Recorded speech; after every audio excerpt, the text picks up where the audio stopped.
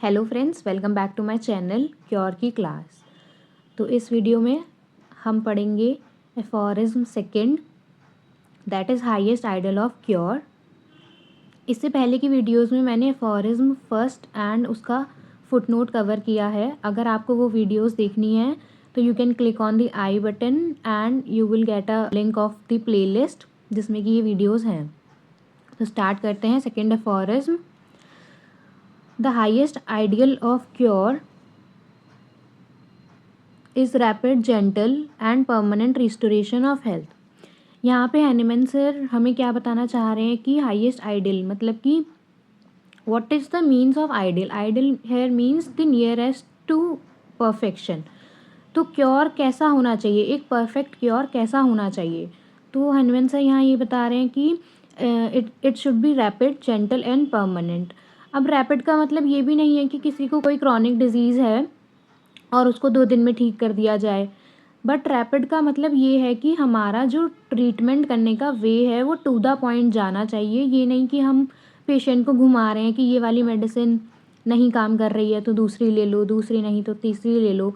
हमें properly case को analyse करना चाहिए और वो एक पर्टिकुलर सिमिलर अकॉर्डिंग टू सिमिलिया सिमिलिमम वो एक मेडिसिन प्रिस्क्राइब करनी चाहिए पेशेंट को जो पर्सन को रैपिडली क्योर की तरफ लेकर जाए।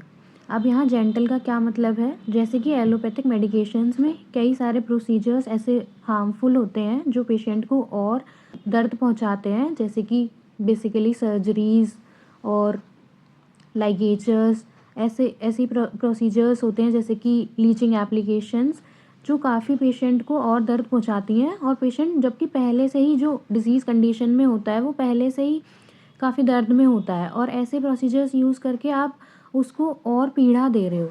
तो क्योर ऐसा होना चाहिए कि वो जेंटल वे में हो, हार्मफुल ना हो और परमानेंटली रिस्टोर करे हेल्थ को। यहाँ पे परमानेंट रिस्टोरेशन का क्या मतलब है कि जैसे बहुत सारे सिम्टम्स हैं पेशेंट में और हमने कुछ मेडिसिन देकर उसके कुछ सिम्टम्स को तो रिलीव कर दिया, बट कुछ सिम्टम्स अभी भी उसमें हैं, तो that is not the permanent restoration. Permanent restoration का मतलब है कि जो पर्सन अपनी डिजीज़ कंडीशन से पहले जो कंडीशन थी, उसकी हेल्दी कंडीशन थी, उसी में वापस रिस्टोर करना चाहिए। That is the permanent cure. Now moving on to the next line, और removal and annihilation of the disease in its whole extent. मतलब यहाँ पे हैनीमैन सर बताना चाह रहे हैं कि क्योर कैसा होना चाहिए या फिर हमें डिज़ीज़ को उसके होल एक्सटेंट से रिमूव करना चाहिए, तभी हमें रैपिड जेंटल क्योर मिल सकेगा। ऐसा नहीं करना चाहिए कि सुपरफिशियली कोई डिज़ीज़ है तो उसको सप्रेस कर दिया या पैलिएट कर दिया। और ये तभी पॉसिबल होगा जब हम किसी भी डिज़ीज़ के कॉज को पहचानेंगे कि वो डिज़ीज़ किस कॉज से हो रही है। अगर हम उस कॉज को ट्रीट करेंगे तभी हम डिज़ीज़ को उसके रूट लेवल से हटा पाएंगे।